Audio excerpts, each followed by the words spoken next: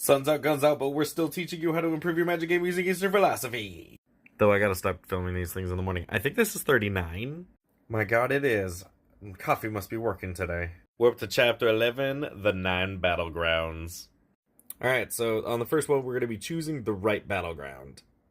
We talked a little bit on how to play within battlegrounds in the terrain section a few videos back, but I really want to talk about where you're actually playing the game and to what end. And I believe depending on which win condition you choose, you're going to have to shape how you're building your deck.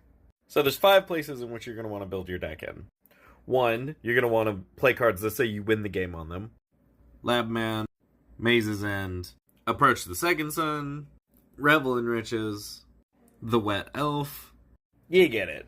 It really just turns into get a bunch of protection spells out and then shape your entire deck around getting to that win condition and then just holding fast. Milling your opponents is one of the saltiest ways to win the game. I find more people hate that win condition more than most of the other win conditions.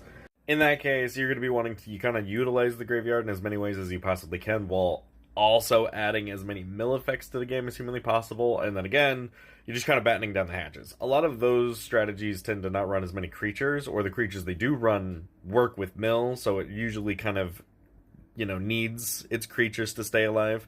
So you have to protect yourself in other ways. Kind of the same with, you win the game effects. Playing stuff like Bruvac. I played against an Anawan a long time ago. Enchantress players. And a non-zero amount of times the shrines have gotten me with mill. 3, and some people argue that 4 and 5 are also a part of 3, but 3 is just straight damage. Build up a tall boy or many boys and then just turn them sideways. You really won't need as many protection spells in this as you will in the other 2 strategies because your game plan is a little bit more guaranteed, because you can just fill your deck up with creatures.